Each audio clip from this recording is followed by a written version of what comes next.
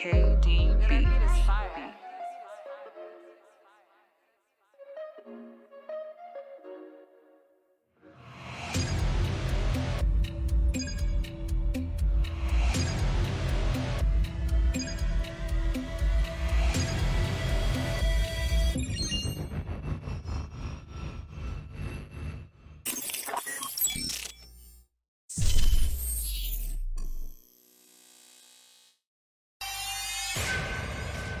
Beats Planet.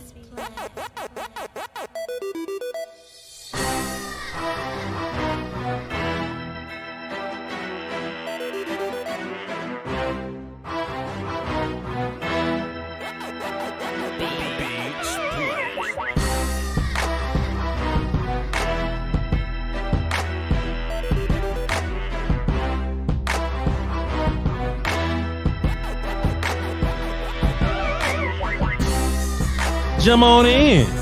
Jump on in. Jump on in. I was talking super aviators. Yeah, man. You got to be able to see everything. All the weather and shit going on in the back, you need to be able to see. I can see it through your glasses. Thank you, sir. I was talking to the great Master William Steele. You know what I mean? Drop your Jamie Foxx's in the chat, man. Jamie Foxx healthy, man. Let me just war call Jamie Foxx being healthy, man. Let me just. I was worried about Jamie Foxx was. That's what the internet would do to you, man. I'm a big fan of Jamie. I wear his glasses. I'm a big fan of Jamie. But Jamie Foxx is in the chat box, please. And some people ain't gonna know what the hell Jamie Foxx is in the chat box mean, but play along until somebody else do it, and then you just do what they do. But me and Will still was talking in the back, man. It was talking in the green room and all that, man. You know what I mean? And boy, this show is going places, man. This show is going places. Let me tell you how I know that this show is going places. Not only because we have this this thing that we do that we think is unique. We just have this way to marry information and entertainment and not have to suffer no kind of way or whatever, right? But this how I really know we on our way up. We're still it's a couple people in this chat box. It's really one. I counted them out right there. Him, officer. I counted them out. Him, motherfucker. It's a couple people in this. It's one real. It's a person. Couple people in this chat box that I know don't rock with Voch and Will Steele. Will, you know how people may not like me, but you around, and sometimes you just be guilty by association. This ain't the case. He just don't like both of us, right? Yeah. This how I know we on our way. That character right there, him, don't like Voch and Will Steele, and we know he don't. But that motherfucker don't miss shows, dog. He don't miss shows, dog. He don't miss shows. Yeah. And he be in the comments and shit. Hey, let me talk to these motherfuckers. Let me talk to him today. Let me talk to him. And that just lets me know that me and Will still going places, man. I'm grateful. I'm humble as hell. Appreciate all the rest of the, I don't know how many people, appreciate the rest of y'all for listening that's actually here for information. But there's some people that can get their information from anywhere.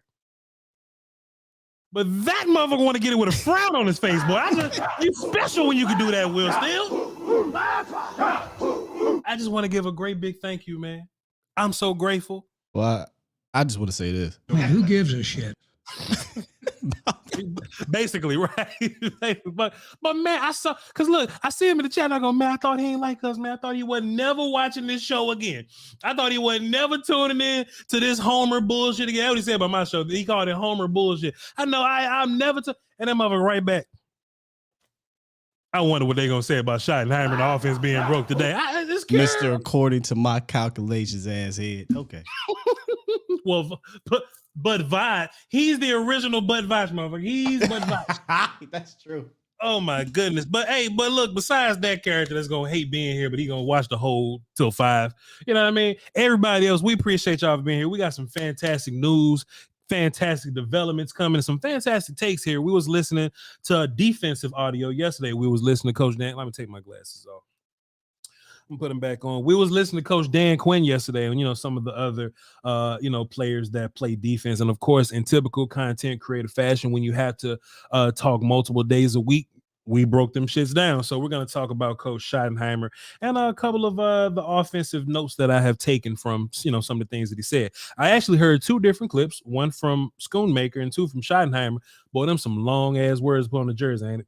Schottenheimer and Schoonmaker had a conversation, boy. Damn. But both of those dudes had they had some audio for us to listen to and for us to react to, and there was a particular quote from both of them, and we're gonna tie those two, and we're gonna correlate them together. All right, but I'm your host, and this is just a mixtape. VOCHLOMBARDIB. Please be sure to follow us on all these social media platforms. Please hit the like so the volume can know that y'all rock with us for real, even you, sir. Please hit the button. I'm being point guard about the best in the business, the absolute best in the business. Master William Steele. That's enough damn salt there, Willie. No more Big Willie. My game is grown before you call me William. I did like the little soft you put on there. Start the show. I like it a little. Sometimes you just gotta let them know we see them. You know what I mean? Sometimes you gotta let them know we see it. Because at some point, if you who you think you are, yo, like, cause look, some people in the chat, right? Will still watch this. Like somebody in the chat that's like innocent. Like for example, Swain was like, call him out, Voch. If you innocent, you'll say shit like, oh, call him. Who is it? But the one character, we ain't seen him since. We don't see him. He was real heavy pre-show. We ain't see him since. If the Cowboy boot fits, sir. If the Dallas Timberland boot fits, sir. Goofy. Anyway, let's get into some of this talk, man. Brian Schottenheimer, right? I look at Brian Schottenheimer as one of the additions of this offseason, and not really addition because he's been here, but like the role elevation, promotion of it. Sometimes cutting dead weight will, make a situation better, right? But when we talk about things that are impediments to the Cowboys' success last year, we talk about cornerback 2, we talk about wide receiver 2, we talk about running back 1, right? And then we talk about the play calling. Right. When we talk about those things, we have conversation about those things. We just look back retroactively and we go, man, if we can just be better than Noah Brown here, man, if we could be better than, Xavier Rose. I mean, pick the guy that we threw at cornerback 2 last year. Run game got better with Hankins, of course. But we just look at all these spots and we just go, man, if we could just not be trash right here. If we could just not be trash. And I don't want to say this as if Kellen Moore is trash. Or that Kellen Moore's offense was trash, or that the Cowboys' offense last year was trash. But sometimes, no pun intended, because I've done this before, but sometimes less is more. Less is more, right? So, when y'all read the title that I had I had no part in typing, right? I ain't even mean for y'all to look at that. I mean, I wasn't clickbait none of y'all. You know what I'm saying? This wasn't me asking, is the Cowboys offense broke? It ain't that. Because I know my answer. My answer is this Cowboys offense is fine. It's just some situational shit that we got to get better at. Facts. That's my answer. It's situational shit that you got to get better at, right? So if I'm Brian Schottenheimer, it's certain things that he's going to do differently than Kellen Moore. One, because Schottenheimer is more hip to hip with Mike McCarthy, right? Kellen Moore wasn't necessarily on the same page with him, so they had to be passive aggressive. You know how when Tupac diss somebody, you know exactly who he dissing. But nowadays, Drake will diss somebody and he don't say nobody's name. It's just some passive aggressive. You know what I mean? It's just some subliminal stuff. You don't really know exactly. That's what Kellen Moore and Mike McCarthy's relationship was. But if you start the song off with, that's why I did this to your wife, UOB's character, you know exactly what the vibe is in the room. Will Steele, you know exactly what the vibe is in the room, right? So if Schottenheimer's going, hey, Mike, I'm on your page. And if you listen to, Schottenheimer's interview, you listen to his availability, he was like, oh, I love Mike. No ego here. I just want to do my thing. You know what I'm saying? I want to help, I just want to help the team win. Mike gonna do his thing. I'm gonna, I just want to assist with what he's trying to do. Mike love that shit. Mike love the sound of that. You know what I'm saying? As opposed to last year, what we was getting, Mike want this, but I'm gonna do this. I'm gonna do that. I'm going to do this my way. Oh, Mike got an attitude on the sideline. We're going to run the ball 13 times. We scored, but I'm just going to run the ball 13 times just with an attitude, right? If you just take that out of the room, Will Steele, you automatically bump yourself up a couple more ticks. You automatically get better just a little bit. You know what I mean? So Schottenheimer And we always say this, right? When we talk about, players taking over roles here, once upon a time it was, hey, you ain't got to be great. Just be better than Chris Richard, right? And Mike Nolan can do that, right? It's just certain things like that. So with Kellen Moore was great. But I don't need Brian Schottenheimer to match Kellen Moore's offensive production or offensive output. That ain't what we need, right? If we just listen to, what the Cowboys have been saying to us, they want to lean on defense. They want to play situational football. I don't think they're going to use ball control like that to where they're just going to try to kill time and beat. I think they're going to be aggressive on offense. We're going to talk about all this in a minute. Jason Garrett offense right there. Yeah, for sure. But we don't have to be the greatest show on turf. You know what I mean? Somebody called my show one time and said, Voch, this ain't the greatest show on turf. This is the greatest turf on earth. Trying to name the offense. Like, we don't need an offense so good we got to name it. You know what I mean? We just need an offense that's good enough to complement this Teflon monster of a defense that head coach Dan Quinn, and the boys have been building. And if that's going to be Schottenheimer's job, it shouldn't really be any kind of pressure on him, right? Schottenheimer just get to roll up to the table. Mike, what you want to do? All right, this is how I think this should be done. And Will Steele. That's kind of what Schottenheimer was doing anyway, right? Back in the day when his job title was super assistant offensive play calling schematics friend guy. Well, actually, he was more helping the defense. Sure. Yeah, he was looking at stuff for the defense. Yeah. Offensive mind in the room guy, basically, whatever his name is, right? Offensive mind guy in the room. He just gets to do that for the offense now, right? So, man, Will, let me just ask you this question before I get into these clips. What? Will read some in the chat. Listen, let me ask you this. As of now, it's labeled Mike McCarthy's play caller, Schottenheimer's offense coordinator. You think Schottenheimer going to be calling plays by the time we get to the season, right? No. Okay, talk to him. No. Well, I mean, I didn't know that was is there something I missed? No. It's just that Schottenheimer is labeled as the offensive, coordinator, but it's been come out to say that Mike McCarthy is going to be calling plays. Right. You know what I'm saying? I don't think Mike McCarthy is going to be calling plays. I just think Mike McCarthy doing that to get Kellen Moore out of Dodge. I think Schottenheimer is going to be calling plays by the time we get to September. I don't believe that. I think that McCarthy will be calling unless something changes. If something changes in preseason, they don't like the way it works out, then maybe that's the case. But I mean, McCarthy said he's going to call plays, so that's what I believe, unless something happens at camp or preseason. That's interesting. That's it, because it just, just in my mind, looking at this situation, this is like a brazen example of Mike McCarthy just kind of said that shit to get Kellen up out of here, but we're going to get Schottenheimer to be the coordinator and call plays. I don't know. In my mind, that's just what I think. I could be wrong. Chat, y'all can tell us what y'all think. We can get some engagement in this chat box here. But let's get into some of this Schottenheimer audio. Make sure my sound good. My sounds good. Let's get into some of the Schottenheimer audio, and we'll talk a little bit about it. There we go. Let's do this. I think, we always talk about our play style. So that's something we're always going to talk about, our play style. What's that mean? It means we want to play physical. We want to play fast. We want to make people cover the entire field.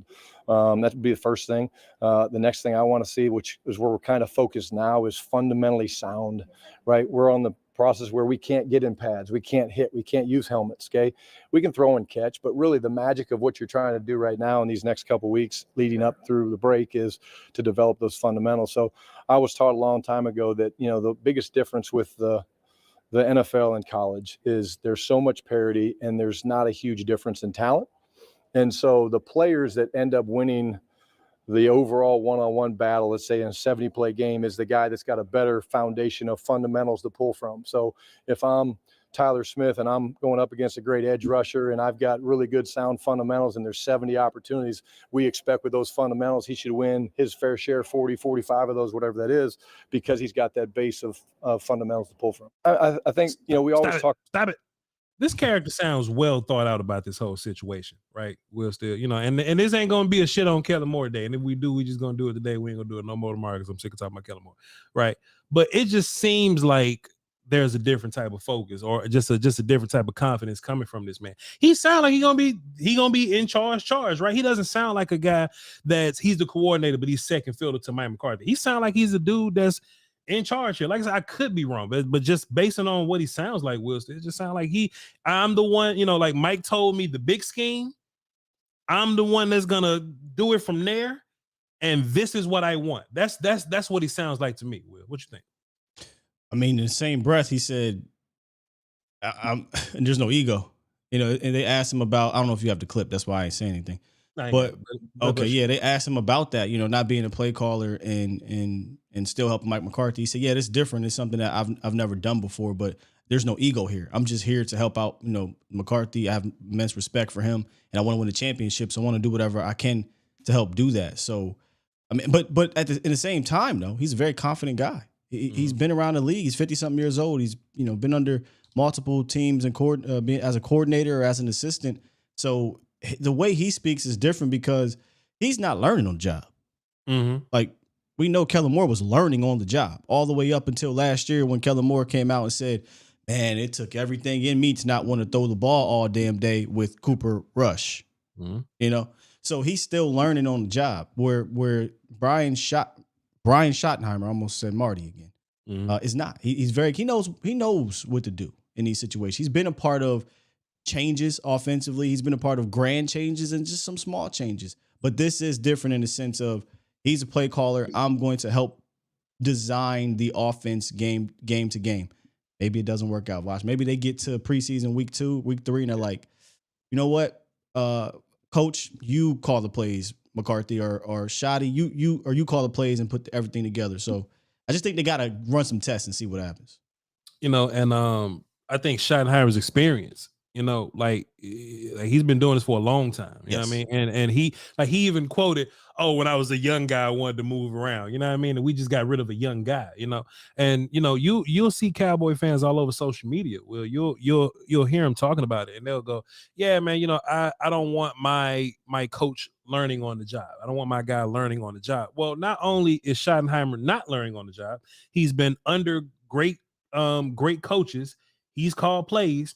But something else that, just made me think about it when I was looking at his old, rankings on offense and the different teams that he's been with. He's been with a lot of configurations of talent on his side of the ball, if that makes sense. So, all right, I got a team with LT and no quarterback. I got a team with young Drew Brees and LT. I got a team with Curtis Painter, but we're going to run the ball. I got a team with a committee of running backs and Russell Wilson. So just having that kind of experience can lend you, the hey man, I know how to, if anything, I know how to work with a pass catcher like Tony Pollard. I know how to get my, running back the ball in space. I know how to work my third tight end because I've been here before. If my quarterback's, in a funk or whatever, I know how to get them out of a funk because I played with trash quarterbacks before. I played with great quarterbacks before. Kellen didn't have that well of, tricks and super moves to pull from. So I think just even that small thing can be a huge thing. Don't undermine it as small. It is. Sure. It's massive. Okay. It's massive. And I think something else that you can add in there. I've had my fair share of working with head coaches and working with other voices. He talked about a family, and even families are going to have disagreements, but as long as we have that trust in each other. I don't think that was there last year. I think, Mike McCarthy stepped back and said, okay, you do your thing, kid. And then in the offseason, the Joneses said, Mike McCarthy, we need you to do a little bit more coaching. And then Mike McCarthy tried to do a little bit more coaching, and they have philosophical differences. Sure. And Kellen never, ever had that conflict before. There's nothing wrong with conflict. I say it all the time on my show. Conflict can breed something really good, or it can destroy something. I don't think it did either. I just think it just kept things the same. But when has Kellen ever had to deal with conflict? Never. He retired, immediately got a quarterback coach job. The very next year was offensive coordinator under Jason Garrett. And then McCarthy got hired, and you started to see the conflict come a little bit, the philosophical differences, and they just couldn't figure out a way around it. So, yeah, man, I don't think it's small at all. I think Schottenheimer being around different coordinators, coaches, players, schemes is an asset.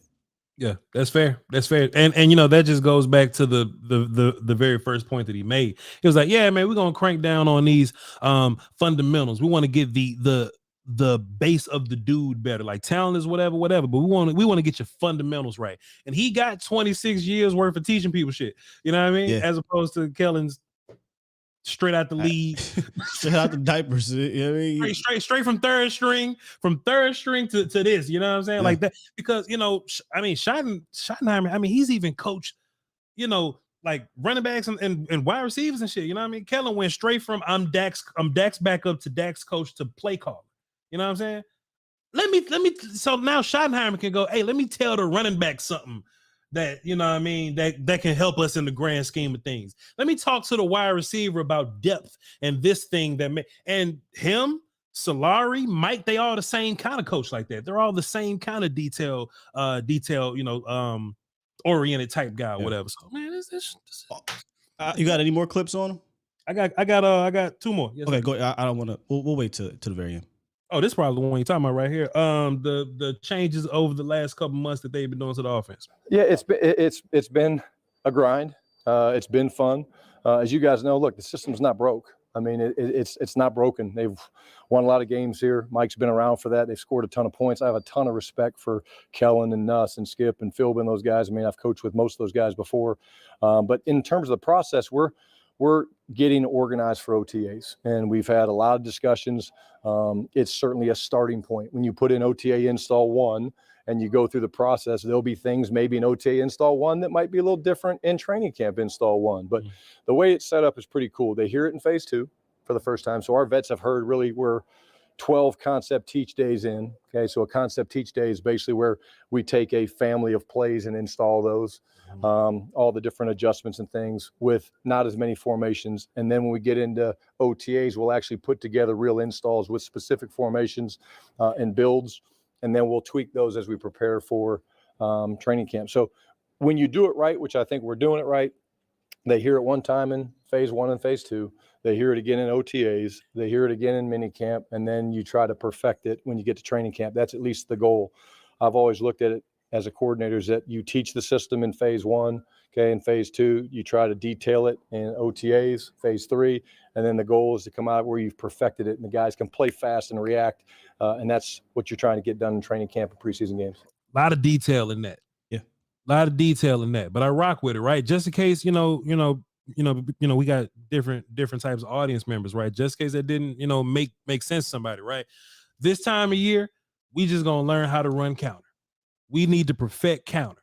In a couple months, we need to see counter off motion, counter off of bunches, counter off of heavy backfield, counter off of where, if we in empty and we switch formation, but we in no huddle and CD Lamb in the backfield now. What does this look like? Then we get to training camp, a whole nother set of adjustments, right? So you're fine tuning as you're going.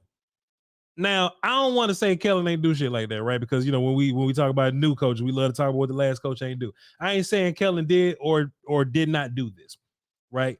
But I just love the idea of how this sounds. I'm only going to talk about what I'm hearing from him right now. The offense ain't broke.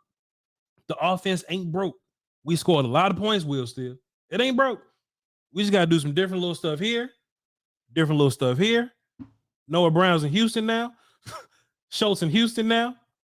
Zeke at the crib, you know what I mean? And just all these things going to slowly but surely come together over the next few months, and it's going to evolve within itself.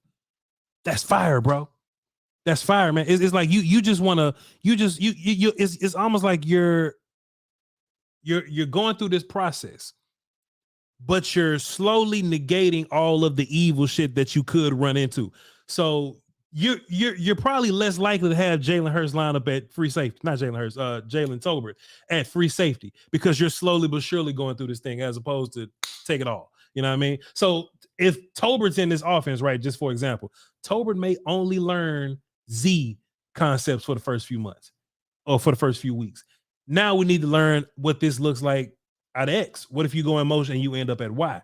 And then we slowly put it on you, right? I just like how this sound, man. I just like the vibe of it, bro. Just hey, we're going to take what we got already. Because a couple months ago, they said we're only going to change like 30%, something like that. They asked Mike McCarthy with it. We ain't going to change a whole bunch. Verbiage, 30% of shit going to change. You take what you got already, which is a top tier product, a top 5 product. And I'm done with ranking Will still. But you're going to take this top 5 product and just tweak and take out all the evil. And then we just going to roll out September and kick ass. Is this the clip you was asking if I had, Will? No, I said I didn't know if what other clips you were going to play before Okay, I I got one more. kept talking about 'em. But yeah, man, I like how him and Mike McCarthy were on the same page of we want to take the thinking out of this and allow them to play fast. And I think that's what that 30% is. And obviously other parts of it will be situational. Kellen Moore just wasn't a good situational play caller. There was no plan. There was no dribbling with the purpose or what have you. We hope that Shotty and McCarthy can be that. But I'm excited to see what is that 30%. We know McCarthy does not like to do option routes like Kellen Moore liked to do option routes. Like the whole entire wide receiver room was doing option routes. He specifically came out and said it's fine when you have one person doing that. You have that connection. But when you're trying to implement that throughout the entire room, it can be an issue because you got guys like Noah Brown. You got guys like Tober, got Dennis Houston, Simi Felco. These guys aren't nuanced in the league. And then even our best receiver, who was only 2 years in the league, he's still learning. So I think you'll see some of that come out. And Mike McCarthy's best quote when he talked about 30% was, he said, the secret sauce is don't make life difficult for these people out there. That they will play much faster and it'll be much simpler for them. So I think you're going to see a much simpler offense, but one of those things where it's not a bad thing. When I say simple, I don't mean uncreative. I don't mean I know what's coming every play or anything like that. I just mean, hey, we're going to take out, like you said, the evil and make it easier for these guys. That's why I think you'll see like a guy like Jalen Tober, Simi Felco play a bit more confident this summer. And if anything, it's broken into pieces. So it may be complicated for them, for the defenses that we're going up against, but how we learned it, it should be easier for our guys to, grasp it because, hey, we're going to, we ain't just going to cram all this up in a few months. We're going to do this thing over a period of time. Cause man, every time I see Tolbert line up off sides, bro, every time I see him next to the linebacker getting the play from the coach, I'm like, man, how do we get here, bro? How do we get here? But Tober came out and said it. Yeah. He's like, man, it was, I was trying to learn and play. And, you could hear him at camp and we talk about Greer all the time. It was not the West Coast offense. The West Coast offense is quarterback friendly, receiver friendly. It was an offense that put a lot of stress on you. And that's why I thought it was successful when you had a Mark Cooper out there.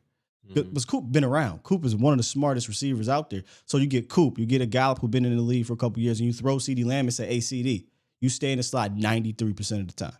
We ain't asking you to do a lot. So CD can kind of, get going real quick. Now CD got to be Amari Cooper early on. It took some time, right? It took some time for CeeDee Lamb to kind of get going and form into that number one that we see now. And now I think it's going to be even easier for CeeDee Lamb. And you get a Brandin Cooks on board, right? I just think this offense is still going to be an efficiently good offense. I don't like ranking people, no more, but I still think it could be one of the ones, man. Situationally, though, I just think situationally will make it a better offense. I think, it could be one of the situations where you might get less yards, but you might get more points. Yeah. You know what I mean? Yeah. I mean, we just need them to be better in situations. Like they got the talent. Whenever Dak Prescott, whether it's Kellen calling plays, Jason Garrett calling plays, Scott Linear, whoever the hell, whenever he's playing, your offense is going to have a shot to be a top 10 offense. And if I'm being honest, 5, right? But I need the top 5 offense to show up, when in the playoffs. I need the top 5 offense to show up against the better teams, against better coaches, right? I need that to show up from a player standpoint and from a coaching standpoint. So that's all we care about is situationally. Yeah. Because, boy, once we get to the best defense in the league again. Once you get to that point, it's going to be tough. It's not going to be 35 points being scored, all the time. So it's going to be situations where, all right, we need your best right here. We just can't get a turnover right here. We just can't get an incompletion right here. We just can't take a sack. Take a sack, right? Penalty, anything like that. Yeah. Yeah. And we talking about defense, man. Is either going? It ain't gonna be the Eagles, but it could be the Eagles. It could be 49ers, man. So like that's just what we're gonna have to run into. If this was an AFC conversation, you got to worry about scoring points with them dudes. That's putting up points. Hey, we need to focus on playing defenses, bro. So, hey, Schottenheimer. I almost called him Marty. Brian Schottenheimer talking about his second round tight end Luke Schoonmaker. Let's see what he say. Really excited that we got Luke. the way it fell was great. I think when you look at him, he's a guy that we felt really could do everything, right? He can control the C gap in the run game. He's been well coached. He's real polished in the run game because of the way he was taught at Michigan, his strength, his lower body strength, his ability to fit combinations. But you don't realize how fast the guy is. I mean, he's a legit 4.58 guy. And I think there's some things that we're really excited about that he can bring us from a vertical standpoint of stretching the defense. I just want to pause that real quick. Vertical. They want to work Luke Schoonmaker vertical, you know? And I do think there's a part of me that got Luke messed up, or that had Luke all the way messed up. And even if I watch the film, you know, I still don't see like super vertical dude in Luke Schoonmaker. I see a dude that's probably going to work a little more horizontally, a dude that's going to block the shit out of people, right? But they're privy to the, you know, to the workouts. They're, you know, they seen them in person. They asked them questions. They put them up on the whiteboard. They had another little workout with them, you know. Was he a 30 visit guy? I think Luke Yes. yeah, he was. He had a 30 visit with him, right? So of course they're a lot more familiar with the player than we are, right? But when I was watching Luke, I just didn't think Luke was going to be a vertical downfield threat type of dude that's going to work the seams. I thought that was going to be Ferguson land. I thought that was going to be Hendershot land. But apparently they think, and I know athletic testing wise, yes, Luke shows those numbers. I still watch film though. You know what I'm saying? I still watch film. And I just looked at how he was used at Michigan, and I just ain't see that. You know what I mean? So that's interesting that Schottenheimer said that. Even Luke says, give me a second here. Even Luke says this after they asked Luke the same question three, 4, 5 times here. Luke said this. Do you believe your skill set as a receiver is beyond the role you were kind of put in college? Does that make sense? Yeah, no, I think I'm excited to showcase that, and I think it's something that I definitely can incorporate and show that I can be used more as in that receiving role. So yeah, I'm excited for that. So look, Will. So while I was looking for Luke clips or whatever, and they was talking about him, so they just asked him what you're gonna be doing differently from Michigan than you're gonna be doing the Cowboys. 2 questions later, this motherfucker asked the same shit. I can't answer, but is it you He even said it. This team that you weren't necessarily asked to do at Michigan? And Luke just looked so confused. Yeah, I think I can just expand on what I did, and I'm looking forward to however they're gonna do that with me. Yeah. Like, bro, Luke ain't have nothing to say to you after that, bro. Even like, in the question, he said, "Well, I know you just answered the question. I know you just answered, but I'm gonna ask you it again. But I'm gonna ask again." And Luke said, yeah, man. Same thing I said 2 minutes ago. They're gonna, yep. But Gelkin saved it, and he asked, for a more detailed answer. I forgot how he answered, but this how Luke gave it back to him. It was more of like a. I don't know if it was like 3rd down or like quick game 2 or. Actually, this is super important. Let me set this up better before I go into it. So he got back into Luke. How did they use you at Michigan? Like, what did they do with you at Michigan in particular? And then how would that change come with the Cowboys? And look, to be fair, it's the same goddamn question 3 times. But Luke got into, okay, well, at Michigan, they did a lot of quick game with me. They did a lot of short stuff with me. They did crossing routes with me. And how would that be different, right? I just want to set that up better before Luke kept talking. Things like that. But I think, yeah, just like the intermediate to deeper routes. And I ran a lot of crossers in Michigan. That was kind of my favorite. But, yeah, I think just being able to expand on that a lot more is something I'm excited for. So he was saying that he's excited about expanding his route tree and working more deep and intermediate routes. That's kind of what Shotty just said. You know what I mean? Shotty was like, hey, man, he low key fast as hell. I think he's gonna be able to do some downfield shit. He had no route tree at Michigan. Right, correct. I mean, shit, he only had 30 something catches senior year, his last year or something like that. No, it's probably his entire career at Michigan. Sure. And if you watch the film on his last year, it's like they didn't even realize that he can catch till the end of the year. Because the first half of the season, he was just all block guy. Then they realized he can catch.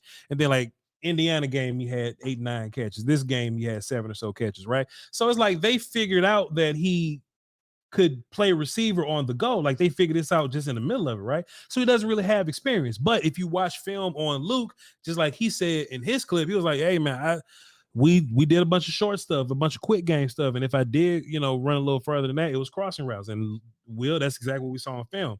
Schottenheimer came out and said, "Oh yeah, man, he got upside to work, to work deep." Work deep routes and run down the seam and all this kind of shit. Then Luke comes back to double back and say, "Oh yeah, we're gonna work on the intermediate and deep routes and all that." So I imagine it's a conversation that they've had with him. But what's perplexing, you're not taking him in the second round if you're not. I agree. But what perplexes me is that if I'm a coach and you roll Luke out to me, Voch, what you gonna do with Luke? Shit, Luke gonna block motherfuckers day one. You know what I mean? He gonna be the dude to block. But we've heard from two different people, from the OC and from the tight end that we're talking about, that we're gonna work him more vertical. So I guess a lot of what Luke is gonna be doing in this offseason is working on his vertical stuff, because they plan to work him vertical next year for him to be a down the field guy. Thought that was interesting, Will, Steele. So we'll see what happens. But did you have a comment on that before I move on? No, I'm good. Okay, cool. Okay, we can finish this Schottenheimer clip, and we're gonna go back to the phones. Vertically, again, it felt we were really excited to get him, and we feel really good. I feel really good about that entire tight end room. It's a really good young tight end room. They played a lot of football last year, which is great, and I think Luke just falls right in the mix with it. Luke falls right in the mix with it. Hey man, I'm excited. I'm excited about the tight ends in the tight end room. I'm excited about the wide receivers, run back. I'm excited about all of them, Will, still. And you just kind of take this offense that was cool already, and you just add more and more and more to it. What I really took from Luke's last little point, or was it Schottenheimer's last? It was Schottenheimer talking about Luke. He was like, "Hey man, he could tear up the C gap. He tears up C gap." And if you go to DallasCowboys.com or the Dallas Cowboys YouTube, because we're friends now, if you go over there and you listen to Luke's interview, Luke alludes to the idea that, hey, I can do more things blocking, so you can scheme off of that, right? And your local neighborhood Voch Lombardi has talked to y'all about things like that. Hey, if you got a tight end that can block a DN one-on-one, then hell, you could just take your 5 linemen to block 5 other people. So I knew that Luke was gonna give us an advantage blocking day one, but I didn't think he was gonna be a deep ball down the field guy day one. I ain't think that, but Cowboys love their rookies. Let's get into the phones, man. I don't know why I cut on the super music to get into the phone, but fuck it, the super music on. Let's see. We got seven callers. Hello. What the hell?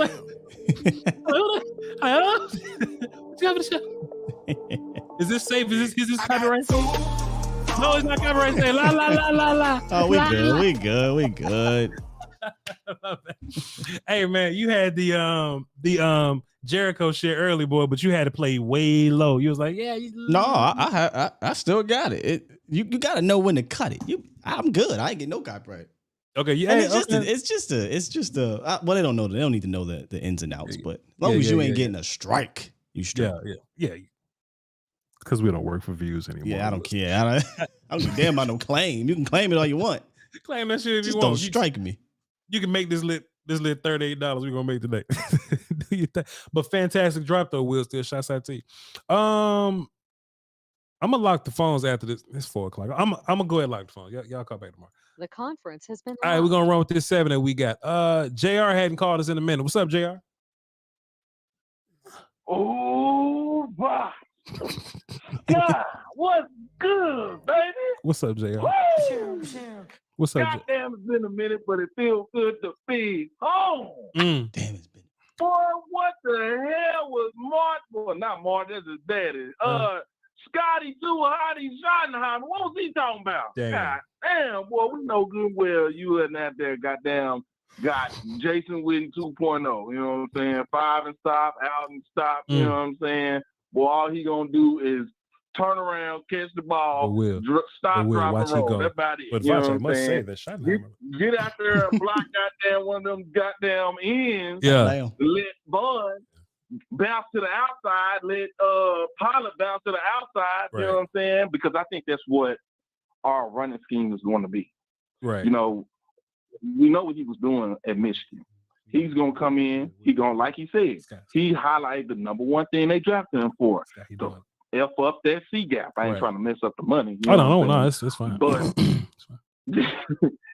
that's where he going. He's going to the C gap. He's going to secure that C gap. Why? Because what we gonna do? We gonna bounce the ball to the 4 gap, to the 6 gap. You know what I'm saying? We running that toss. That's what we're going to do. We're going to get guys on the move. Look at our backfield. Our backfield is fast. Yeah. That don't make no sense to go and be. You see what I'm saying? Yeah, I feel you. So all this route stuff, you know what I'm saying? Yeah. You know what I'm talking about? We know that's BS. You know what I'm saying? He went right back. We already know. Yeah, but I'm excited for the future if he could do it. Shit, man. In his early years, he was going down the field. Yeah. So you know what I'm talking about? I got to give him that. You know what I'm saying? But we know what it is. We know what it is. But you know what I'm saying? That's all I got. And this moment has been brought to you by Blue Chew. They're not giving us no money, man. You can dominate, baby. I'm gonna holler at y'all later, baby. I think they paying him to come on here. They got to. Well, Vonch, if you look at the particulars of the situation, Deuce Vaughn is going to be your running back too if the competition seems to go the way I think it is. Because you know the boy Malik Davis ain't got no goddamn boy. That boy don't work hard. That boy Malik Davis ain't work hard. No goddamn Deuce Vaughn. You saw Deuce Vaughn. Like, come on, Jay. He switched back and forth just seamlessly. He a teacher, so I know he has to. Yeah. He ain't in there teaching like that. No. Open up that goddamn book, man. Turn page 50. Goddamn goof ass book, boy. You know he said goofy long, like, oh, goofy ass book, boy. They be like, stupid ass lunch. Mr. JR, is the answer 72? No, stupid. Stupid ass boy.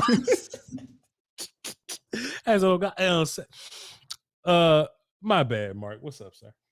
We just making fun of JR. Yeah, do your thing, bro. Y'all doing what y'all do, players. Okay, well, shit. Let me go ahead and mute that. No, I'm not gonna do it. I'm not gonna do you like that, Mark. I ain't gonna do you like that. All right, let me. Shit, I muted him. All right, there we go. My bad, Mark. What you got for us, dog? What's good with you, man?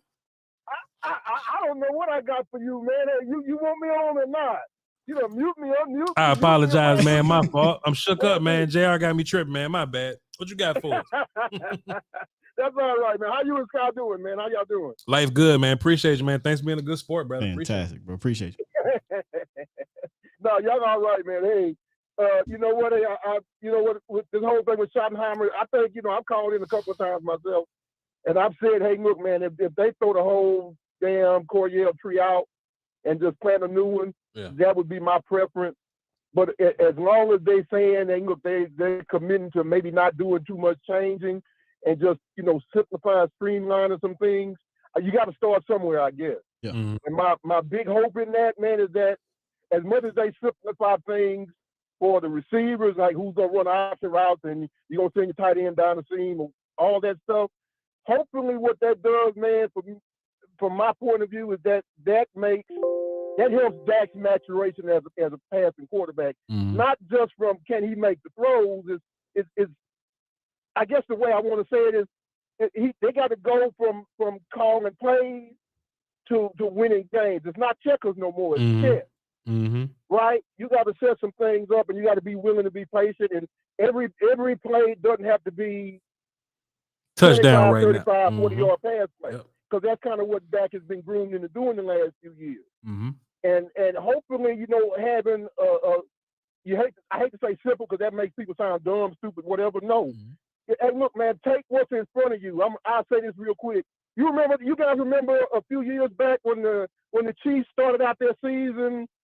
By the time they got to their bye week, they were like under 500. Yeah. They were at the bottom of their division. Patrick Mahomes had thrown a lot of interceptions, whatnot.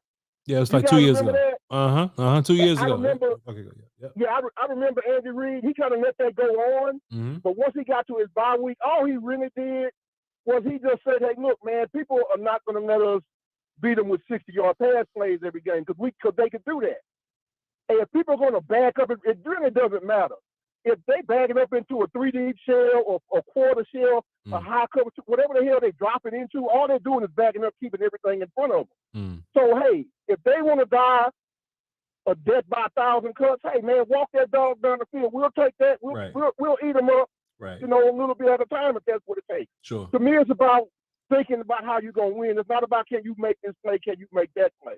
And if you got to take a lot of this, ridiculous option stuff out, everybody got an option in the route, or you can't figure out whose option is, all of that stuff will take care of itself, man, if you keep things pretty simple and say, hey, look, this guy's going to run here. I'm going to send this guy up the seam, but I'm going to start it based on how we run in the football. Yeah. Whatever. You build all that stuff basically, as you said, little by little. You build that. Mm-hmm. You get to that point. You don't start out, hey, we're going to have 100 different options just in case. Yeah. That's not how you coach, and that's not how you win. So y'all go ahead, man. I appreciate it. And, I know y'all work on that cover people time, but y'all got to do better, man. Y'all can't be showing up, see the show half over with by the time y'all start the stream, man. We wasn't late. God, we was on time. Listen, man. That's right. Y'all on time whenever y'all show up. That's right. My bad. Yeah.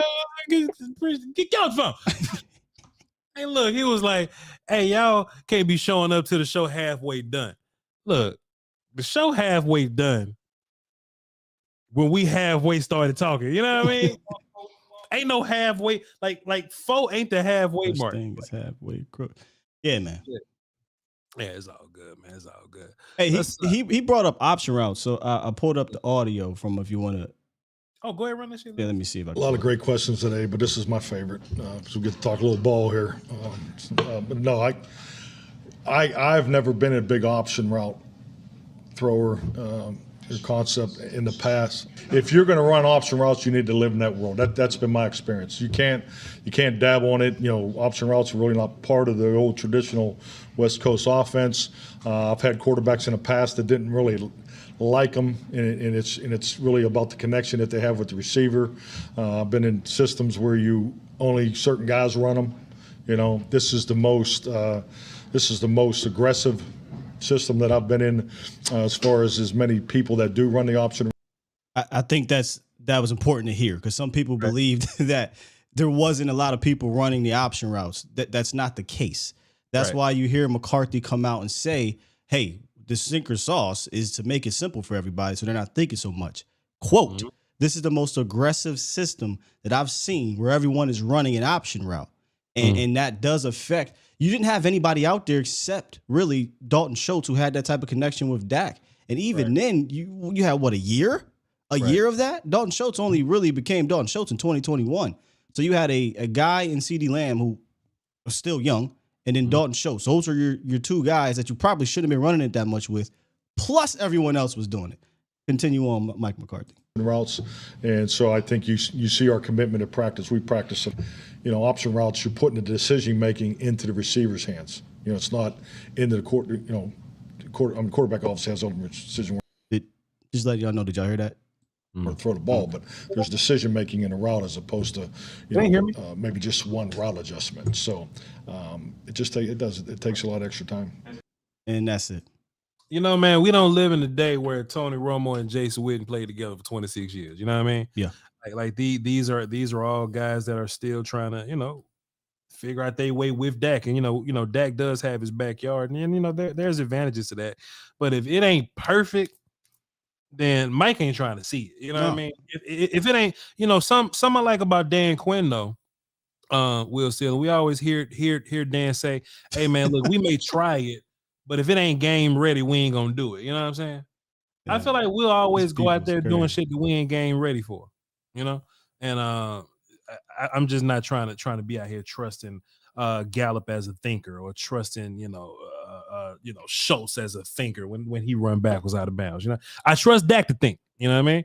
But I just don't want to bank on that for everybody. Yeah, just let these dudes be athletes. One thing I loved about CeeDee Lamb in college, you just kind of get the ball to him and let him be a dude. If you watch a lot of Brandin Cooks, Brandin Cooks can just kind of run past people. Like, just let him run past. This ain't gotta be complicated, man. This ain't gotta be complicated. Less is more. And Schottenheimer wanted to focus on fundamentals. Go ahead. Yeah, I think a lot of that 30% is going to be that simplifying things. You'll still see some staples in the West Coast and whatnot. Listen, we ain't gonna get rid of every single thing. You'll still see curls from time to time. You'll still see all that. But I think you'll see a lot of things be simplified for the receivers, which will help obviously the quarterback. And these guys, I think, will be more efficient. I just truly believe that. Yep. Let's get DJ on the phone. What's up, DJ? Snake. Oh, now McCarthy line. Hold on. Can you hear me? How you gonna put me on hold? How you gonna put me on hold? What's up, bro? Hey, can you hear me? Can you hear me? Hello? That needs to be a drop. Yeah, DJ. Watch. Can you hear me? He being funny. Yeah, man, we hear you, man. Come on, we hear you. Oh shit, he can't hear me. Snake? Oh, he really can't hear. Oh shit, Snake. Hey, y'all. Yeah, I'm here. Hello. I got it. DJ, can you hear me? Okay. I'm loading the clip. Boy, hey, we hit buttons fast around here. Go ahead, DJ. What you got for us? Yeah, I know. Hey, it's after 4:00 too. I understand. Woo. Hey, the reason I called in is, we've all looked at it as a positive thing that this offense is going to be more simplistic. It won't be easy, but it'll be more simplistic. Right. Now, my only question is now that it's more simple, would that make it easier for opposing defenses to kind of get a beat on things? So basically, it'd be more critical for the execution side of things rather than the game plan side of things. Is that something that would be a concern? Let's say first half of the season, we're going through and we keep getting figured out by all the different defenses that we're facing. Is that a possibility from what we know of the West Coast offense? I understand we don't know what they're going to run or what it's going to be, but since it will be more simple, does that make it easier to figure out? You know what? I can't recommend this video enough. Go watch Okoye's breakdown, man. Go watch Okoye's breakdown, man. Okoye will answer every question. It's so brilliant because every new question you have, you just go back to it and get an answer. But no, I don't think it's going to be a very cut and dry offense. And look, even if you listen to what Schottenheimer said, look, we're going to learn the concept, and we're going to learn what it looked like with this, and then we're going to add a little bit more on it to look like this, right? So we're going to have a play that's simple to us. But there's gonna be some extra going on by the time we get to the end of it. I mean, we're not just gonna run curl flats, 30 times a game or something and just try to get away from that. That's what the last dude did. We just ran flats and slants. You know what I mean? There's gonna be some dressing on this. Go ahead, Will. Let's not get it twisted. The route concepts and the passing game concepts were not creative. Yeah. Like there was nothing creative about them.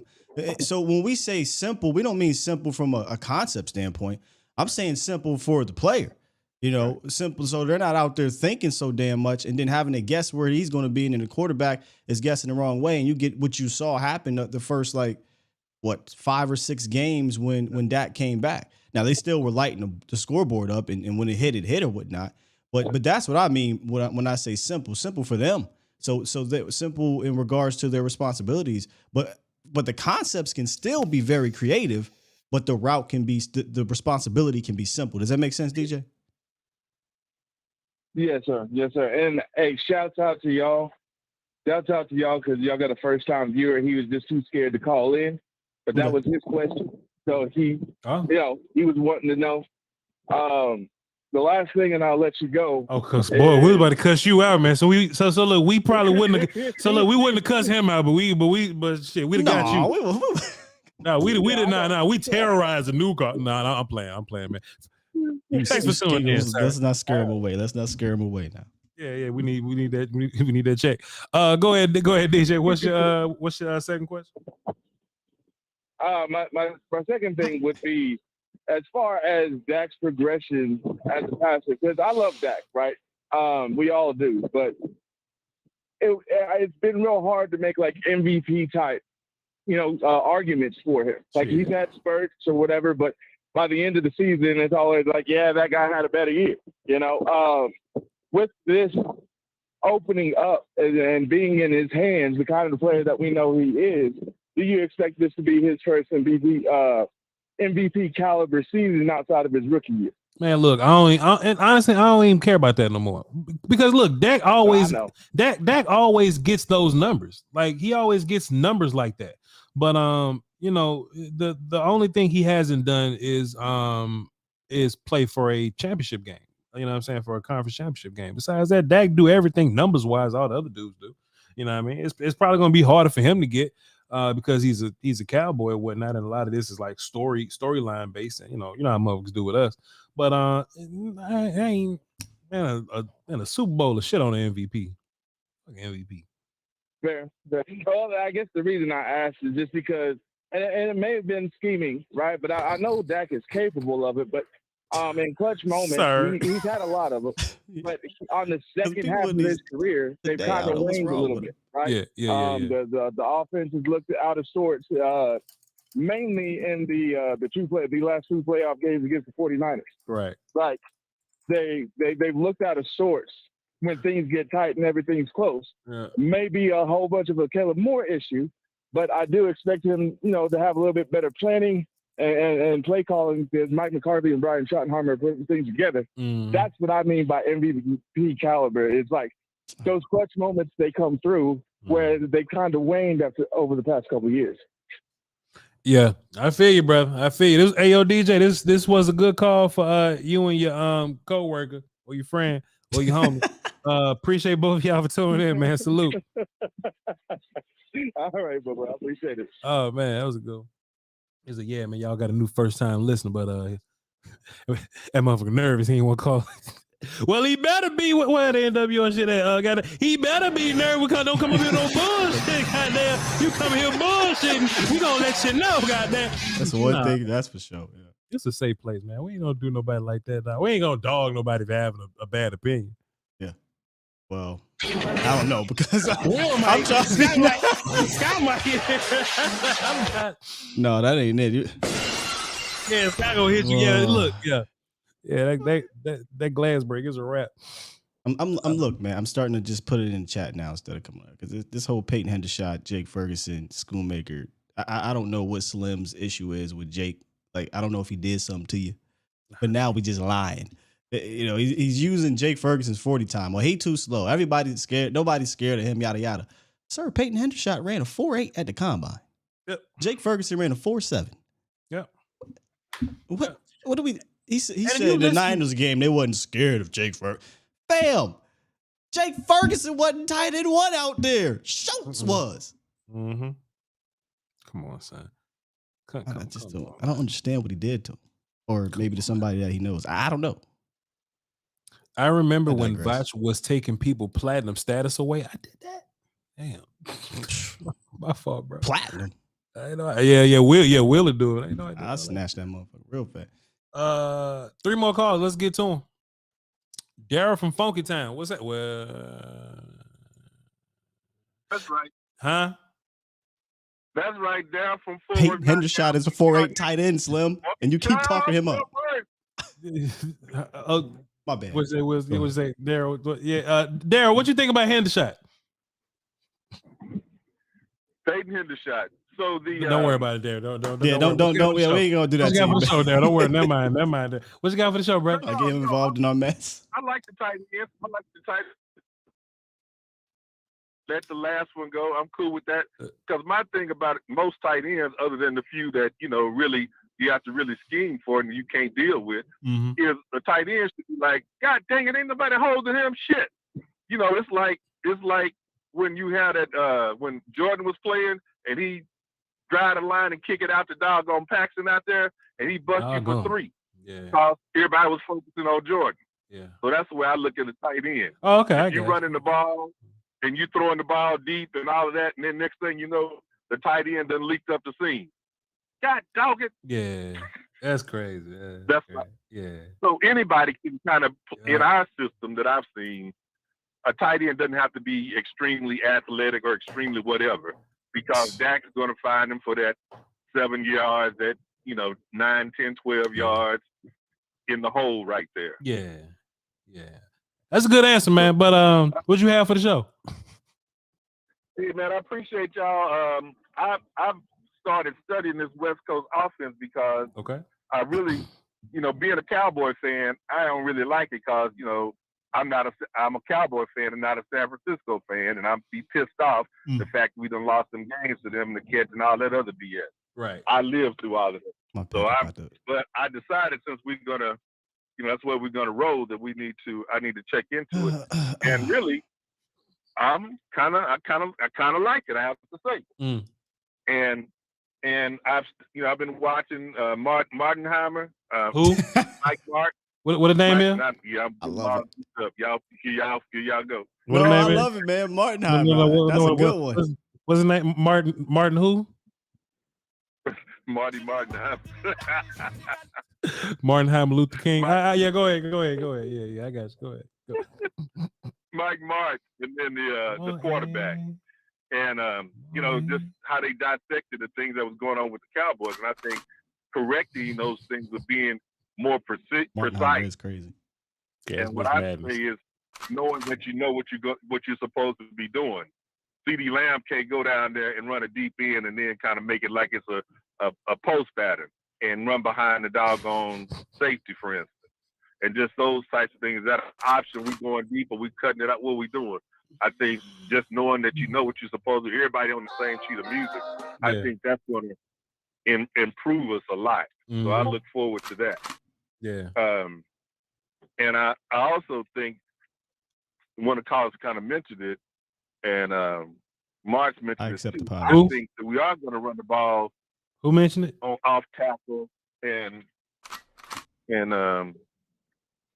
off tackle around instead of just straight up good like we've been doing the off, because we got a lot of defensive ends that are the 230-ish because they're trying to get you after the quarterback. That's why nobody calling our show was still. No, go ahead. In the West Coast, you got to deal with these guards pulling, and they're going to attack those lightweight defensive linebackers. Right. And so I think that's going to be great for us as well. Just the West Coast in general, like just going to make it easier for your quarterback and your pass catcher. So just in my mind, if you can run an offense that's complex, then you can run an offense that's simple better. In my personal opinion, because you probably get to move a little fast because it's simple. So I dig that. Daryl. Did you have something else? Last thing, I'm going to go back to the draft a little bit, but I just think that we drafted people with upside, and then we're going to coach them up and coach them into doing the things that we want them to do, and some things that maybe we didn't see in college, like with Micah, didn't see him doing what he's doing now. Yeah, I think Schoonmaker didn't see him going deep up the seam, but I think he has the capability, and I think the same thing with Mozzie. Mozzie wasn't a pass rusher, but he has the capability. The coach is going to coach him up and make him do it. This is the most positive I've been in an off season. I can't even tell you when. Man, we went through the Jason Garrett era, and what's the little dude with the Cadillac that used to be our defensive coordinator? Wade Phillips. Wade Phillips. No, not yet. Before Wade, the little short dude. Oh, you talking about Campo? Yeah. Oh God, that was a disaster. I wasn't outside for that. Yeah, I wasn't here. I was good. Hey, yo, Daryl, man, this was a good call, man. Appreciate you, man. All right, man. Y'all be cool. Yes, sir. We'll see. This is why nobody want to call it to the show, because we just be so look. I'm up here listening to Daryl. You fighting somebody in the chat about Hendershot, and you just talking about 40 times in general. Well, no, he was talking about 40 times. And I don't know why. Because Peyton Hendershot was slower. But look, Will, I look over and this motherfucker's running 40s on the screen. I'm up here just talking to Darren. I didn't know this fight was going on. And there's people running 40s on the screen. Bro, you gotta let him live, Will, still. Never. That's crazy, bro. Except the one dude who he was suffering with an illness, and you did you checked me on that one. I was like, you know what, you're right. Sometimes I gotta let him live. No pun intended, I promise. Yeah. No, do not laugh at that. I wasn't trying. No, I'm not. I was trying to be funny. All right, let's get back into it. Where my mouse at? All right, here we go. Let's do this. Marv, what up? What up, family? How y'all doing? Shit, we family now. I love that, Ken folk. Shit. Let me hold something, Ken folk. I gotta give y'all the family treatment now. Hey, man, that's fantastic, man. We'd have made you a star out here, Marv, but it's all good. What you got for the show? Man, I just listened to the callers. Mm-hmm. like I always like to tell the callers, they got a foundation. Without foundation, your building will fall down. In the last 2 years, we never had foundation for Video King Raheem and them stupid option routes. My grandmother could have checked the receiver. Just put them at the, hey, stay right here, Grandma. Grandma 2, stay right here at the 5-yard line, and they're going to run right to you. Grandma stay right here. They knew what we was doing. Yeah. Now you can't do it no more. Now you get to run legitimate route tree like everybody else receivers do. Marv, let me ask you a question. You're gonna have some dangerous receivers. Marv, do you think Jake Ferguson runs slow? 84? What's his number with still? 87? 89? I believe 87. No, 87? He don't run slow. Okay, That's tell a good speed. If you get on the 4, he's still fast, good route runner, and he's big. So it doesn't matter. He could get open. Now the 86 guy's faster than Dutch. Who? Your boy Schultz. The new guy. 86. What's his name? You know his name. I don't know their numbers, Marv. You know who you are. You know the numbers, bro. I don't know their numbers. Who? The new 86. I don't. What is Shroom? Who? Shroom? Shroom. Is it Shroony or Shroony? Crazy. Scrawny, I believe. It's Scrawny. Schoonmaker. Yeah, that's his name. Yeah, go ahead. Go ahead. My bad. But Come on, Vouch. You know this. Vouch. You the host of the show. You're supposed to know this stuff. You're right. I got to check my Gmail. Okay, so you think Shoney fast enough to run deep routes and stuff? Oh yeah, 4-6 to get you down the field fast. He'll get down there. He'll get wide open, and the way he's gonna be blocking, you know, you fake that stuff sometimes. Play action, it's gonna make that even more accurate now. That play action, screens out the back, draws, the offensive lineman pulling to the left, to the right. What's that sound? To the left, to the right. Get the shit back on. Hey, it's gonna be a fun. I'm gonna tell you. It's the most confident I've ever been in my life. You sound like a motherfucker. You sound goddamn. You sound like you got some juice in you. Hey, Voch. Yes, sir. And still, have you noticed now if the coach McCarthy was coaching another team and went 12-5, they'll be saying he's a Super Bowl coach. You know that, right? That's fair. But since he coached the Cowboys, they act like he's dumb, don't know what he's doing, and even some people for the Cowboy cast, they some haters. Who? I like to go on the show and just cuss them out on some of them shows. Who? Because they act like on that 103 show, 105. Oh yeah. They're like coach is dumb as hell, and this guy had one of the top 10 offenses for all his years in football. So all of a sudden he's a dummy now. Boy, them guys, they unbelievable. Now he was coaching San Francisco team or Philadelphia team. He'll be the #1 player in the world. Well, see, Marv. If you coach the Cowboys, he's dumb. We'll see. Man, these people, I can't. Can you hear me? I can't stand these people, man. Yeah, me neither, Marv. Well, see, Marv, that's why I say you gotta call us. Well, just tune into our show. You know, like if you listen to somebody else's content and they give you bad content, then that's your fault. You're wrong. You should be tuning in to Voch and Will Steele in the morning and in the evening. You know, just like regardless, you shouldn't be watching nobody but us. And Law Nation, Corey, Foots, and Roman. I watch you guys a lot. You know, I'm on every day checking y'all out. I appreciate you. But I Marv. love to blast them. I would love to tell that 105 because the guy on that 105 show, one of them guys. Which one is? He be just going off like the one with the hat, the one in the bottom with the beard. I don't know that much. He be going off on acting like McCarthy's a dumb fuck. And he a dumb fuck because he on the radio station. McCarthy's smart. He made millions. So who the dumb fuck? The millionaire or the dumb fuck on the radio show? Excuse my friend. Nigga, how you gonna say excuse my friend? Yeah, you're right. Yeah, I feel you, Mark. That's great. That's great. Come on, man. Start with that stuff. Well, see, yeah, go ahead, Mark. Mark can't hear me. I hear you. Oh shit. What see, Mark, that's what I'm saying, man. You just can't get your information from anywhere, man. You know, they should be Listen, Mark, let me ask you one more question before you leave, right? Schottenheimer gonna be the offense coordinator, but Mike McCarthy gonna be calling the plays, right? Who do you think has the biggest voice in that room? Dak, Schottenheimer, or Mike McCarthy?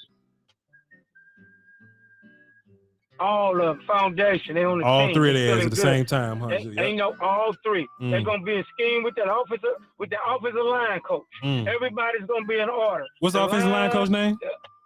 Schottenheimer, McCarthy, and Dak. They all gonna be on the same page. And that right there will lead to less interceptions, and you got a chance to win a Super Bowl to go all the way.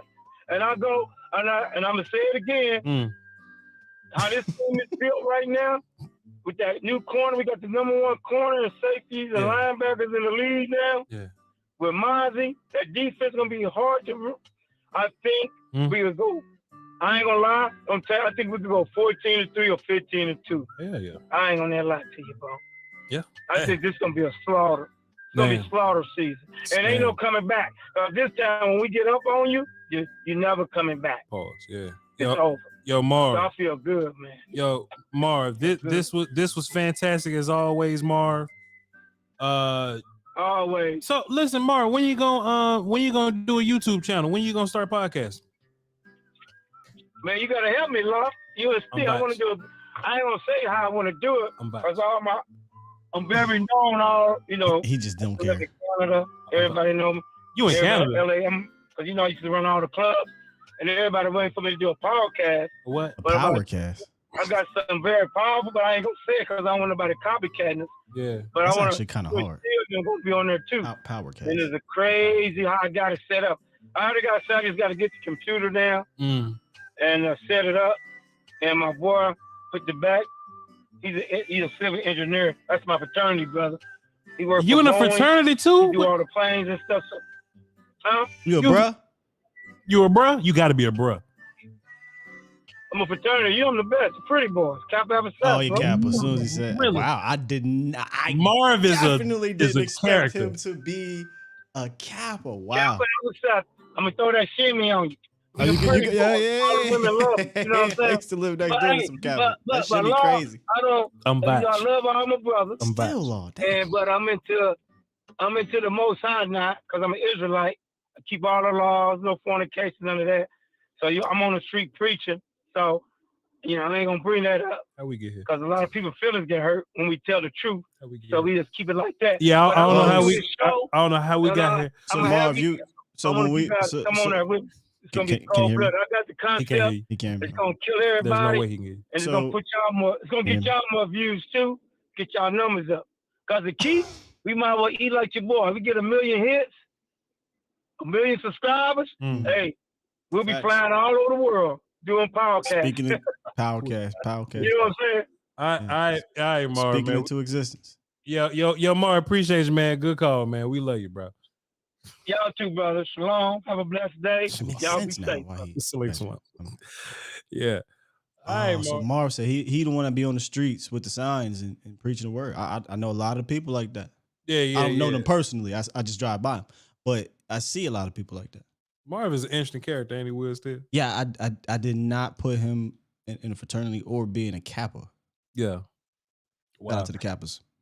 Hey, man, look, every time Marv be talking, I always think of this clip, but I ain't got it loaded up. I just got it on my phone. This Marv. Wait. Wait. Shit, I don't know his name. I ain't buying shit from me. You don't know his name? No. Damn, don't nobody know his name. That's Marv. I know his number, though.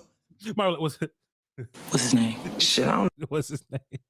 All right, man. Let's get the last call in before we get up out of here. Reek, appreciate you for being so patient, man. But Marv on the phone, man. You know how it go. What's up, Reek?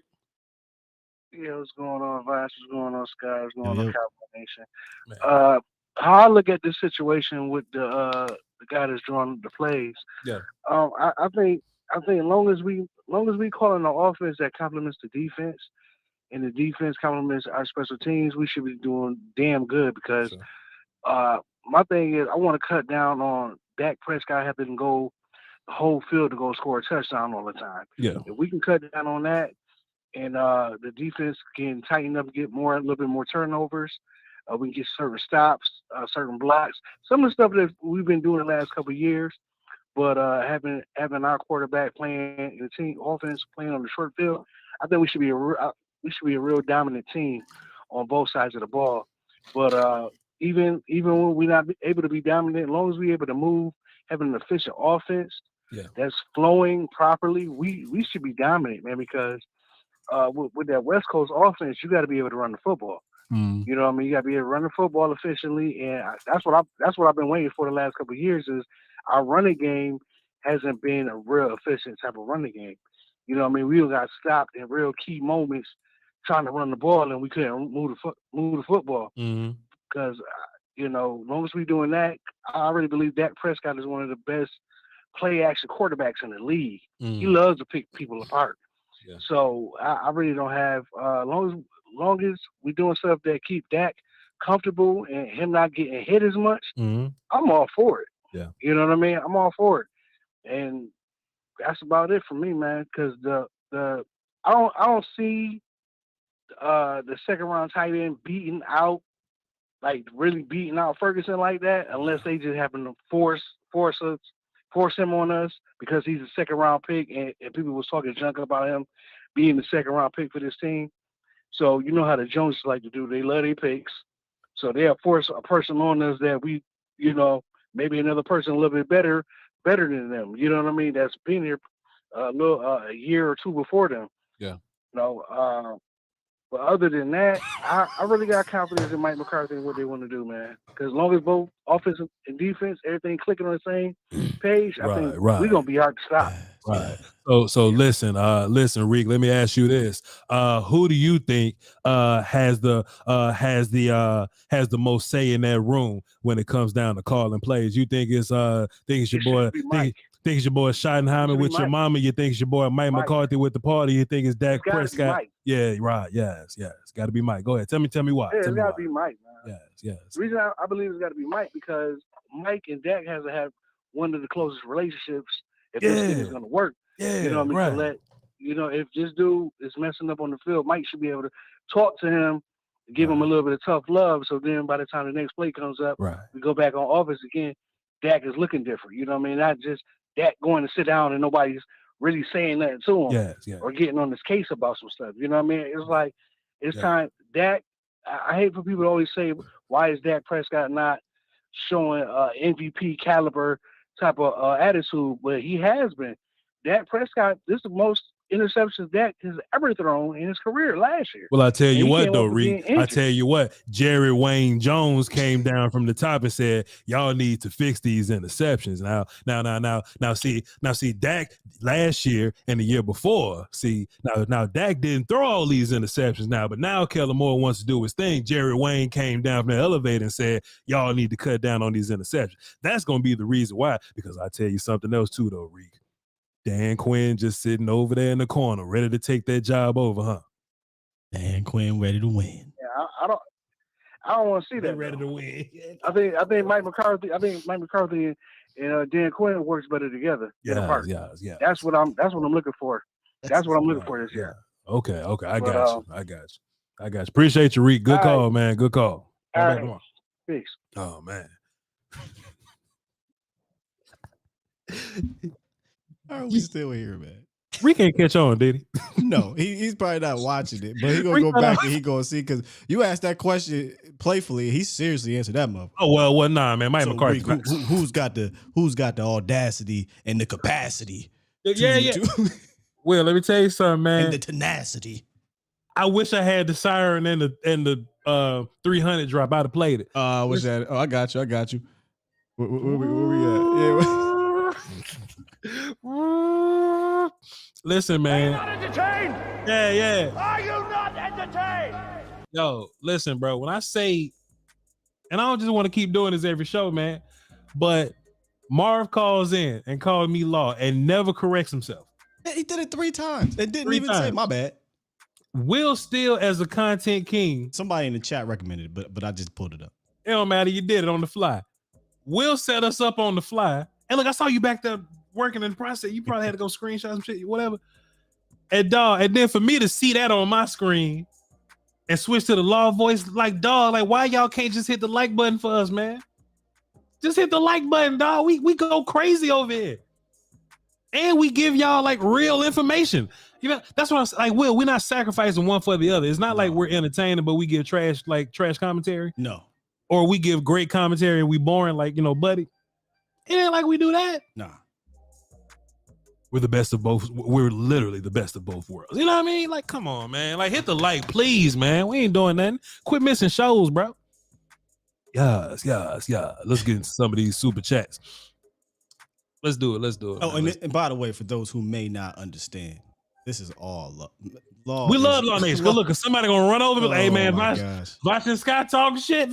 We love law, our brother, man. Yeah, there's new people here that don't. I guess law, you know. Law is our brother, and I just happen to have a Law Nation impersonation, bro. Like that's it, man. I love Law, man. Come on, man. Don't break up and have you home. We good. Don't do that. Hit the like button, man. We don't ask for nothing else. Let's get into it though. Super. Let's see. There has been a lot of adulation and consternation surrounding Dak Prescott. Nobody flows better than him. No one. No. In sports, YouTube, I haven't seen it. Solid Duck dropped a deuce and says, Voch, I got a question. What you got, Duck? Appreciate you. Guillotine 06 dropped the 5. It says, call Hayden dude Big Head Rico. Who is Hayden? Oh boy from the chat. Call him Big Head Rico from Belly. We go and show him what the coach said. Nah. Yeah. Oh, okay. All right, man. There's no getting through to you. I think we should drop him. Drop a dime on them Negroes, them knee guns. I don't like that shit. Appreciate you, man. And what's your duck question? What's your duck question? What's your question, Duck? Shout out to Law Come in Peace for sure. Let me go over to the Voch Patreon shit. The Voch Supers while we wait on Duck and his question. Duck said he had a question. There we go. Here we go. Refresh, because I know there's some new ones in here. Louis T and Law, the OGs of NFC East YouTube. Shouts out to Louis T. I know it's another super here I missed. Let me hit refresh. I don't want to miss nobody now. I don't want to miss nobody. Hold on. I don't want to miss nobody.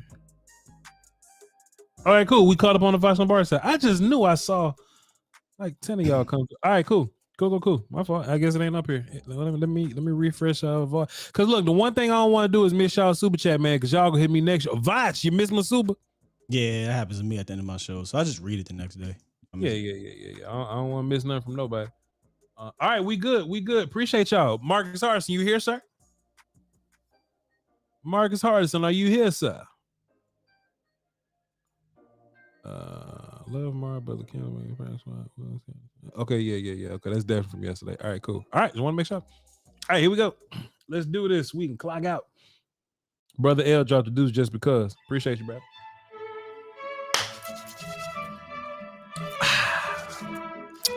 Hear ye. Let's run it for the cardio. I missed that saying. Yeah, I know. I got you. My bad. Marcus Hardison says, at the volume, that's me, Will, Law Nation, and Schoonmaker maker. Schoonmaker. You've got a match with the Schoonmaker. At the volume, character can't be developed in ease and quiet. Only through experience of trial and suffering can the soul be strengthened. Ambition inspired and success. Okay. Here we go. Bring it back. Running back for the cardio. Boom. Got you. At the volume, character can. Oh shit. At the volume, character can't be developed in ease and quiet. Only through experience of trial and suffering can the soul be strengthened, ambition inspired, and success achieved. Okay. Take a little work. you know, like me reading this quote took a little work. Like you gotta hone your craft sometime, you know what I mean? Salute to the family. Appreciate you. Salute to your shit. There you go. Salute to your family. Leg of the pieces, sir. Appreciate you. UNLV. Somebody gonna be watching like, Voch, what does this mean when you do this? And what's that? Don't worry about it, man. You miss shows. I'm gonna start holding y'all accountable for miss shows, man. If you miss shows, you just have to live with the idea that you don't know what boom boom means or boom. You know what I mean? Just, you know what I mean? You just live with that. UNLV. You don't know what that means. Hey, man, another fun show, Will Steele. We on a roll. MS shows has to be next. Yeah. Next merch. Gotta be. The last 12 shows been crazy. And we just been trying to.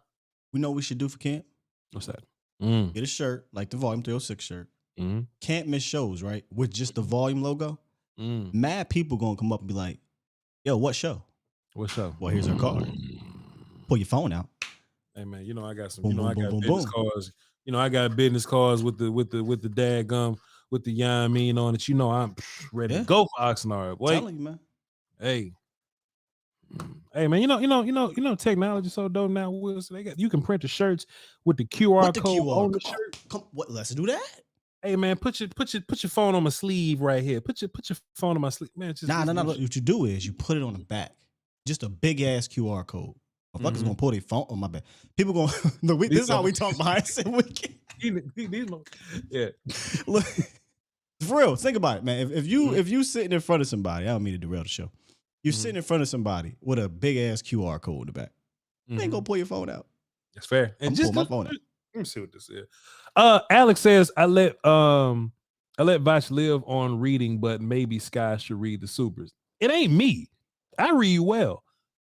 Punctuation's a thing, motherfucker. Like, you know what I mean? We you know, sometimes these supers are formatted like text messages. You don't always I put my comments in there, but you don't always put the comments in the text message, man. And you know, as far as Marcus Hardison go, I like to read his with a little bit of flair. You know what I mean? Hey, yo, Alex, do what you want to do on your show, sir. Don't you worry about what's going on over there.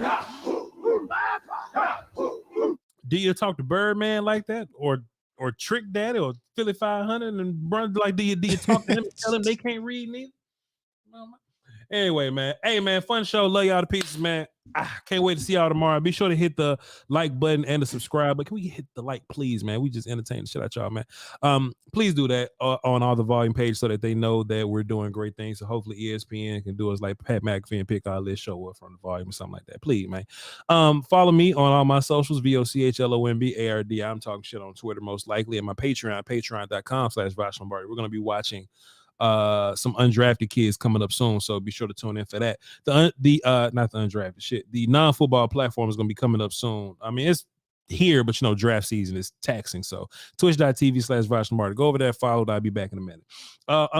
My point guard, the co-host of the show, Master Williams. Unless you're the other guy who thinks I'm the host. I don't know. Okay, well, shit. Well, it's Sky's show, and I'm co-host. But so Sky's show now, but his other show, A to Z Dallas in the morning on YouTube, 8:30 to 10:30. Check that out. And Skywalker, STEELE, on Twitter. Appreciate you, sir. And for the rest of y'all hooligans, man, y'all hold it down for the Doski Woski and the piece Woski and the piece Weezy. Till next time, Schoonmaker.